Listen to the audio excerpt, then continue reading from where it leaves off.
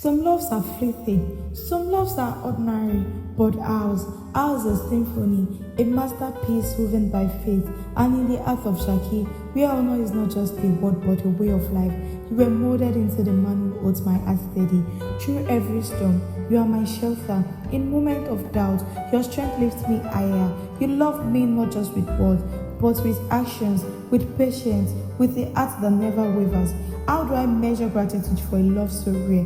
How do I count the stars or the endless ways you have held me close? You have given me more than love. You have given me certainty, peace, and a future I long for. May the wings of boundless euphoria carry you to greater heights. May your path be a tapestry of brilliance, woven with golden threads of peace and plenty. May your days be drenched in the abundance of favor, a ceaseless downpour of prosperity. But even the most beautiful words in these tongues are not enough. To honor you fully, I must return to the language of kings, the rhythm of our ancestors. Adebowale.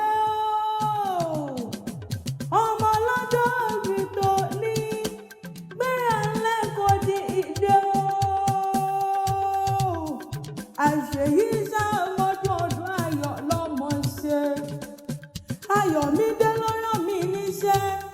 Ó ní màkọ́kọ́ ohun tí ń ṣọjọ́ òbí lóní. Ó ní mú ọdẹ́lẹ̀ àwọn bàbá tó bí ọlọ́mọ. Ilé ọmọ Ṣakí nílé. Ọmọ Ògún òrọ̀kì. Àgbẹ̀dẹ òrọ̀ bàbá. Ayé ló ń fẹ́. Ará Ògúnmọ̀ṣọ́. Ọmọ adọ́kọ níbi owó gbé so, ọmọ alágbẹ̀dẹ nìran bàbá yín lé bàbá tó bí ọlọ́mọ. Ilé ọmọ rọ́kọ̀ bálágbẹ̀dẹ ò bá rọ́kọ mọ́. Tọ́lọ́kọ́ta ládàáni ó mọ̀ sùn lọ́nà oko. Wọ́n á ní Róńfẹ́ ti mú mi nírin jẹ, Èjìgbọ́jọ́ ti mú mi nírin jẹ. Èṣù òṣọ̀gbẹ̀rì kó fòyín dòjé wò. Èṣù òṣọ̀gbẹ̀rì kó fòyín dòjé wò.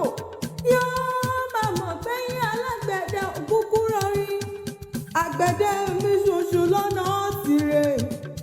Méje lògún méje nìrè nílé àwọn bàbá tó bí ọlọ́mọ. Ògún aláya ní jàjà, Ògún oníre àgbàgbò, Ògún málámàlà ní ìjẹkùrù funfun, Ògún onígbàjámọ̀ ìròrí níjẹ, Ògún alápàtà níjẹjẹran. Adebowale ó mọ̀ pé ojúmọ́ òní mọ́ kọ́mọ alápàtà ó máa pẹ̀ràn ọmọ àgbẹ̀dẹ mi ṣùṣù lọ́nà tìrẹ. Ọmọ adọ́kọ níbi owó gbé so, ìrèlè tí ìbọ̀lọ̀ ó bá mọ́kọ́ wá. Èmi náà ò ní mú ṣubọ̀ fálágbẹ̀ẹ́dẹ àgbẹ̀dẹ mi ṣùṣù lọ́nà tìrẹ. Ọmọ awúkọ́ kiri gbìrì bí ọkọ̀ tuntun. Ilé ọmọ agùnfẹ́ gìrìgìrì bí ọjọ́ kù nírè. Adebowale oṣọdún ọdún yìí kó o kọ́kọ́dún èyí ṣàṣemọ́. Ayọ̀mídé ló rán mi níṣẹ́. Ó ní ayé rẹ̀ ó dùn, yóò dán, yóò tòrò bí omi àfòràn ọ̀pọ̀ ní olórí rẹ̀ oníburú lágbára Ọlọ́run ọba.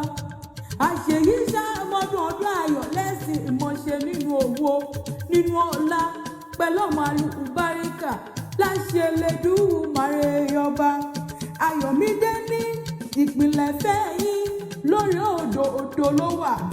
Ọlọ́run nífẹ̀ẹ́ rẹ̀ bí káàsì nǹkan ni láṣẹ Elédùmarè. Iná ọ̀fẹ́ òun wá ní ikú. Kẹ́ ẹ̀ gbó bí olúgbogbo tí gbó. Kẹ́ ẹ̀ gbó bí olúgbogbo tí gbó nínú ọ̀la, nínú gbogbo rẹ̀.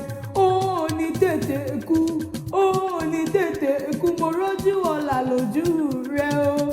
Àmọ̀kẹ́lẹ̀ mi jẹ́ ọmọ bàbá abílẹ̀ onílù Sẹ̀míù Adebowale. Àṣeyí ṣàmọ́dún ọdún ayọ̀ lọ́sìn mo ṣe. Ayọ̀mídé ló pé wípé you fill my heart with love. Ó ní àṣeyí ṣàmọ́dún ọdún ayọ̀ lọ́mọ ṣe ìfẹ́ mi.